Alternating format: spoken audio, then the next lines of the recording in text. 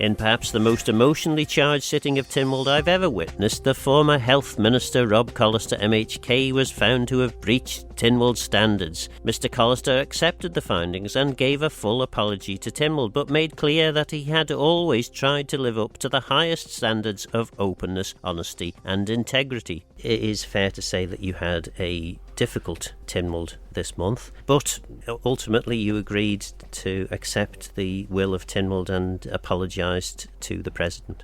There's two parts, obviously, to this. There is before the vote, because I had some serious reservations over the investigation and some of its findings, and then after that there's the vote. And as a Tynwald member, I absolutely fully respect Tynwald Court more than anything else. So therefore, when Tynwald voted, it was absolutely the right decision on behalf of my constituents and myself to accept, respect and acknowledge the findings of the court and to offer that full and sincere apologies.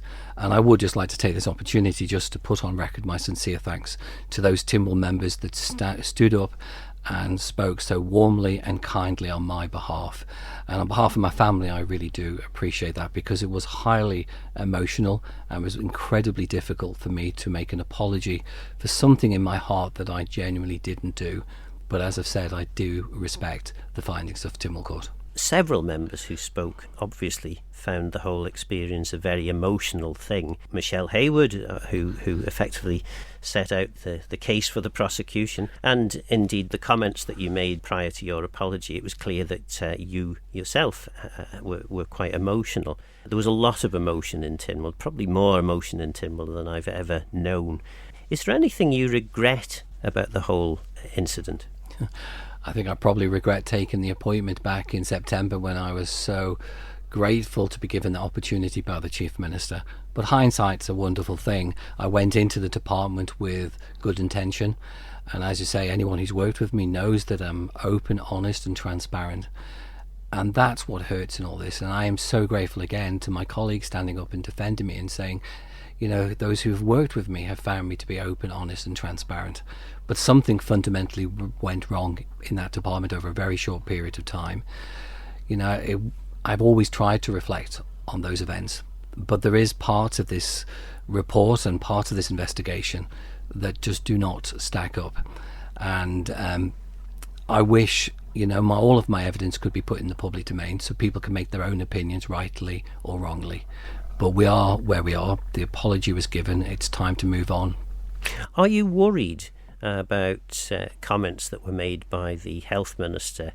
It's not entirely clear what he was trying to say. It appeared that he was saying both in relation to the whole incidents and events that led up to your sacking, but also the year prior to that, where a number of very senior civil servants ended up going on gardening leave, and many people believe effectively they were told either you jump now or you'll be sacked. Are you worried about this level of fear that there appears to be amongst senior civil servants? Yeah, a serious concern, and I've worked with so many civil servants over the last 6 years, and if anyone tells me that the morale is low in a department or something, then I would listen, and I would always try and look out for the civil servants. I think one thing that really seriously concerns me about this investigation is one of the comments that's been made against me. It was saying that I engaged in repeated inappropriate comments which undermined the dignity at work of civil servants. Now, I've only been made aware of one comment during the investigation, which is the one that I'm going to the gallows. If I'm going to the gallows over this, then I'll bring my friends with me, which may or may not have been said in a private meeting between senior civil servants and myself. But to me, it has never been put in the context in which it was delivered, if it was said. But it does also raise serious questions, because I don't know if there's other allegations being made or comments made during the investigation, because I've not seen them. So I'm having to defend myself. You've not seen the allegation? I've not, other than the one that's been put into the investigation report. So I've not seen any details on any other allegation or comments, but I believe there has been others. What friends were you referring to? Were you referring to senior civil servants? No, it was around a political decision that was made. It had no connection with operational or civil servants. So I don't understand how a civil servant can take this this comment out of context and say it's inappropriate.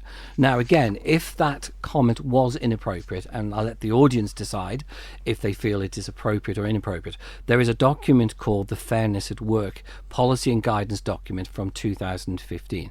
Now, this document is the government's commitment to provide a working environment in which employees are treated fairly and with dignity and with respect, and I fully appreciate that document. Now, I would expect all civil servants to be aware of that document. Now, what's more important is this document also sets out the procedure for dealing with inappropriate and unacceptable behaviour.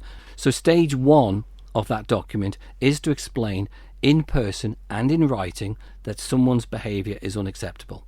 Thereafter, it is to seek help, and if it's not resolved, is to make a formal complaint. But if civil servants are too scared, and the implication is they were scared of you as minister, can they possibly follow that procedure? I think they have to, and I cannot believe in the circumstances. Who does the complaint go to? It doesn't go to the minister. Well, if it's below the chief executive, it would go to the chief executive. The chief executive would have a word with me, and all I have at the moment is that one comment: if I'm going to the gallows, I'm going to take my friends with me. Now, again, I don't know if that's appropriate or inappropriate without putting it in the context. Now, I would have expected this procedure to be followed. Now, none of these procedures have been followed, and I think it's worth mentioning none of these allegations were made until the investigation, so I had no details of them. And this is quite an important point, that I would have expected this to be raised. We are elected members. We have to challenge decisions. We have to have private conversations with the most senior people in our department, and we need to talk frank about situations when we are facing really difficult situations, which I did 5 days in. Now, if that comment was made, that I do apologise for that. But at the end of the day, it's got to be put in the context in which it was given. But I genuinely believed if that comment was made, I would expect this, and the civil servants didn't like it, then I would expect them to follow the procedure as it's written. But 5 days in, they don't know you. Can you see perhaps why, maybe you needed to be a little less aggressive in terms of some of the language you used? I think it's fair to say it wasn't said aggressively. It was a conversation between myself and a senior member within the department. We were having an overview because he had not been in the department the previous week, and I was given an overview of a very difficult situation we faced and a decision we had to take. And I can understand how that comment was made, but it needed to be put in the context. So the comment was made? No, I don't know. You know yourself, Phil. You've been in Manx politics for many years, and as political members, we have a lot of conversations where minutes are not taken, notes are not taken. You are reviewing a situation. Now, if people feel that comment is inappropriate, then I apologise. But at the end of the day, in respect of other allegations and other comments that may have been made and may have been given to this investigation, I've never seen them. So I've not been given a fair opportunity to challenge or to respond to that process. And that is disappointing. But as I've said, the apology has been given. I have to find a way forward now. It was very clear the F word was used by Michelle Haywood in response to a comment that you made, which was effectively to call Michelle Thingamy. I mean, you sit next to her in Tynwald. How on earth could you not remember her name? Okay, I think you're absolutely right. I don't think it was appropriate to call her Thingy, but I think, again, it all got to be put into the context of what was happening at the time. We had a very difficult political meeting that lasted 20 minutes, and within the report there is a quote that comes out that says, "I do not want to lose my temper today." And I'm disappointed that the report has quoted that comment, but hasn't put it in the context. And I will read out the part that's in my actual evidence to the inquiry, because what I actually said is that I will be absolutely honest with the committee when I say at some point during the meeting I did say I do not want to lose my temper, but it was said calmly, quietly and measured, and only said after a considerable period of inappropriate behaviour by the 3 political members. That is what I submitted to the inquiry. Now, again, that line has come from my own evidence. But could you not see that might appear threatening Agreed. To your members? Yes, absolutely. In hindsight, I shouldn't have said it. I absolutely agree on that. But again, I submitted that to the inquiry, and I stand by. But it's hard to put in context what actually situation I was facing. And then after that 20-minute really difficult conversation with the political members, we then left that environment. We then went into the boardroom. I have to admit, my head was spinning. I went into the boardroom, which was in the presence of civil servants. There was a question being asked, and I very stupidly called Michelle Hayward thingy, and I said that, and I apologise for saying that, but that was the response I got back. I personally felt it was very unprofessional, and I think Michelle Hayward has apologised. So we have to again draw a line under all of that situation. It's something I will learn from, but I think again it's got to be put in the context around the conversations that were going on at the time. In relation to that context then, you've had experience as chair of the MUA, but no other ministerial experience. Are you prone to bully when you're in any sort of position of power? Is this something you have a reputation for? No, power doesn't go to my head, which is, I think, what you're trying to apply. I try to work with officers. I absolutely hold them to account. And as you say, I've worked under a lot of ministers, and I've worked in a lot of departments. And sometimes I've gone into difficult departments, as I did in the last administration, where no other political member would go in. Not because I found it as a challenge, it's because I respected the minister that was in post and I wanted to support them. And if you take the Department for Enterprise, you've got to remember that I was in that department for 5 years, and I've been in there for a total of 6 years. And I worked with officers. We've had to deal with some incredibly difficult stuff. But you know yourself, again, as an ex-politician yourself, that we have to have difficult conversations on occasions. But most of the time, you are supporting the team. You are part of that team. But you will have incredibly difficult conversations, especially when you know the decisions are going to affect vast amount of people across this island, and you have to make sure that those decisions are tested, and you have to robustly question to make sure that the decision you're coming up with is the right decision, but it's the best decision available at the time. Do you think that robustness, and some might even say a slightly abrasive style that you have, do you think that that can upset people or make people think that perhaps you're trying to bully them? No, I think most of the people who've worked with me would say that I'm a very kind, caring person.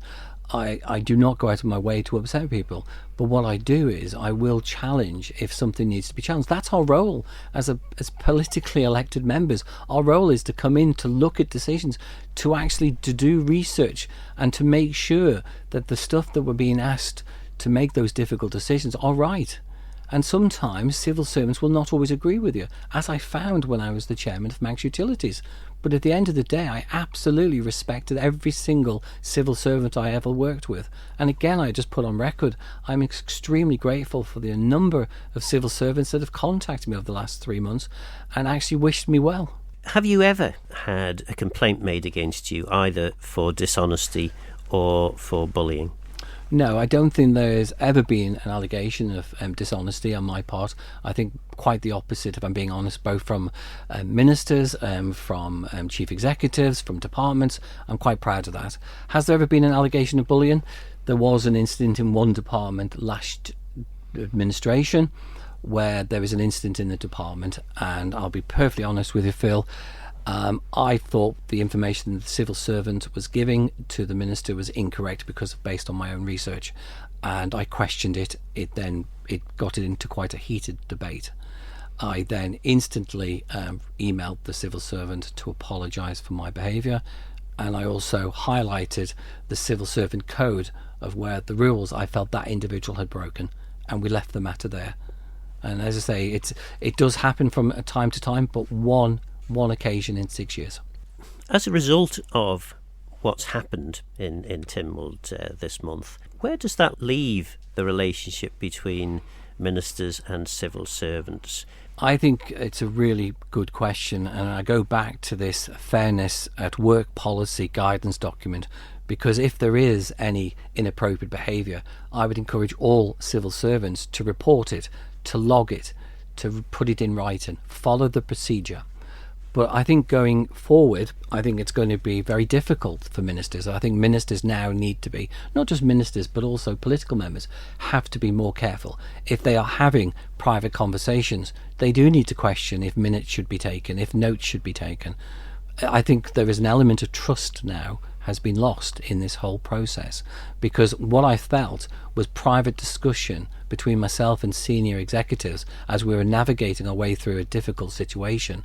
Suddenly, 5 weeks later, with no sort of procedure followed, suddenly gets presented to an investigation. Now, we've highlighted one particular comment that's been made, but I have no evidence or no details on those other comments or other allegations have been made. Other people might have seen them, the committee might have seen them, but I've had no right to respond to them. And that, to me, is deeply concerning as an elected member. You would take your friends to the gallows with you. You've explained that was set in a context, and the friends you're referring to were politicians. Maybe I'm putting words into your mouth, that the civil servants in that context must have realised that it was politicians, or they should have done. And this again comes down, civil servants should know their own policies and their own rights and obligations. And again, that fairness in workplace, it clearly says, stage 1 says, if there is something said inappropriate in a meeting, you firstly go and speak to them. And I would expect a civil servant, if it's a low ranking civil servant, I would expect them to speak to the chief executive. I would expect the chief executive to go into the minister's office and say, well, I've just been made aware of this, just be a little bit careful. I would expect that conversation. None of that conversation happened. If I had some serious concerns about the chief executive, I would be speaking to the chief minister and the chief secretary. But if the chief officer felt that they were being bullied, where do they go? Well, they would go to the chief secretary, and the chief secretary, possibly via the chief minister, I don't know the full process, I would expect them to ring the minister and just say, we've had a conversation with the chief executive, he's made this comment. I would expect that process to be done. What I wouldn't expect is suddenly for all this to come out in an investigation 5 weeks later. Now, again, we have to put all of this into context. As far as I'm aware, I had a very good working relationship with the civil servants throughout my time as the minister. All of this came out during an investigation. Now, I think the one thing it does need to be highlighted is the fact one of the allegations is that I've asked a civil servant to resign. Now, any member of Tynwald who'd been in their role within a couple of weeks should fully understand the process of what they can and can't do. And I think this is really the most important point, Phil. At the end of the day, if a civil servant had actually told me that another member had asked them to resign, firstly, I'd question that. Secondly, I'd go and speak to the member and ask them if they did say it. What I wouldn't do is side automatically with the civil servant. And again, if a civil servant had been told that, I would have expected that civil servant to have reported that to the chief executive and for the chief executive to come to me. Now, again, that allegation has only come out during this investigation. And as I put in my appendix to the investigation, the investigation report at the end, the evidence just does not stack up. So you didn't ask? No, I didn't. There's absolutely no. You've been, again, Phil, you've been a minister, you've been a political member. How soon, when you were elected, do you realise you have no power? And to be honest, that's not fair to say. You have no power over staffing matters, but you have a lot of power over other matters. Okay, apologies. What I'm saying is that you don't have the power to ask a civil servant to resign. And to be fair, I would expect the civil servant to tell me it is not your place. We know the difference between policy and operational, and that's the key of this. Is it possible though that a minister could go and drop a broad hint without using the words you should resign? No, you're absolutely clear that nothing like that happened. No, and I would, and again, I've thought about this very carefully. And if I was a political member in a department and somebody told me a minister said that, the first thing I would do is go and speak to the minister, because my allegiance is to the minister and the department. I'd go and ask him what's going on. And then I would encourage that civil servant to report it correctly in the right procedure. And this, again, has just not happened. And again, we are talking pre the Tynwald vote here. I think it's very important. I have accepted the outcome of the Tynwald vote. I have apologised and I will be moving on. But I think it's very clear, very important that I try to clear up some of the points today. Why do you think an independent inspector found that you had been in breach of the two matters in relation to Tynwald standards? Well, I think one of them was very clear. He basically said that either the four individuals have got grouped together to conspire against me, or he believes me. And he said, wait, the possibility, he's gone that direction. But as I say, I go back to the fact, I don't believe any Tynwald member honestly believes that another Tynwald member would ask an officer to resign. And yet, several very senior civil servants have mysteriously all decided that in 1 year they would all decide to actually spend more time in their gardens and leave their positions. Is that just a coincidence? Well, it wasn't caused by myself, and certainly wasn't caused by my time as the health minister. But the Isle of Man government is going through a significant change, and there is a lot of interim chief executives in post. And I say, I'd like to put on record, there are some fantastic civil servants across the island doing a brilliant job day in, day out. I just wish we could go back in time and sort some of this out, because a lot of this could have been resolved through discussion. Because if I had made an inappropriate comment, it should have been picked up straight away, as the policy says. It shouldn't have been festered and then suddenly presented as evidence to an investigation. We all have to learn from this, and it's not just myself as an MSK, and I have to find a way forward, because I now have this hanging over me that this report has found me to be, I wouldn't say totally dishonest, but there is part of it which says that I am dishonest, and that really hurts me, because I'm anything but that. I mean, you say that this was allowed to fester and then comes out in an investigation. The only reason that investigation happened was because you were unwilling to accept any mediation on the part of the committee or find ways with the Chief Minister. The Chief Minister apparently offered ways in which the public furore could have been avoided. No, I think, again, it's got to be put in the context. You've got to go back to November. And the original discussion I had with the Chief Minister on the 9th of November was the three members felt that I was incompetent, and the Chief Minister had to choose. But they claim that they never used those words. And that's never been found in the investigation. But we have to put it in the context of this investigation. So that was the comment that was made. Thereafter, the Chief Minister said to me he had to make the decision between keeping the three members or keeping myself. He made that decision. Then obviously when I was pushing, because it's absolutely right, when people are saying you're incompetent and you don't believe you are, you do push back. And there was no way I was going to accept a scripted letter of resignation for something I hadn't done. And that's at the heart of this. I do not mind. I've always taken responsibility for my own mistakes. How close a relationship do you think you can have with the three Tynwald members that were involved in this whole escapade? I think it goes beyond the three members. I think I feel very bruised. I feel very let down in many ways, but I also have to acknowledge and accept my own failings along the way. Could I have done things differently? I'm not sure. Because I was put in difficult positions. I was kind and caring to the civil servants I worked with. I was trying to do my very best. But they didn't see it that way. They didn't. But again, none of this happened until it came out in the investigation. So it's going to take a long time for relationships to be rebuilt, and it's not just with the three members. I think it's going to take a lot of time for relationships amongst a lot of Tynwald members. This has had a serious effect on a lot of Tynwald members, and for me, that I have to apologise for that, because I didn't want anyone to sit in Tynwald Court on Tuesday. I didn't want anyone to see what was unfolding on Tuesday. Especially the committee, my other colleagues, the three members.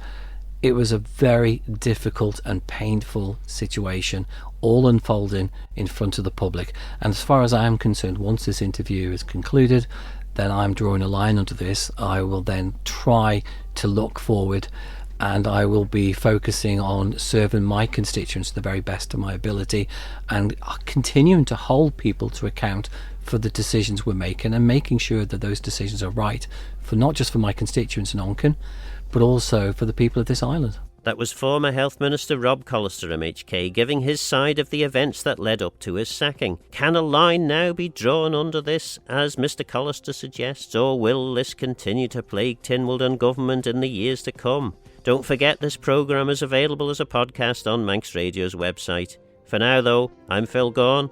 Goramayo. Thanks for listening.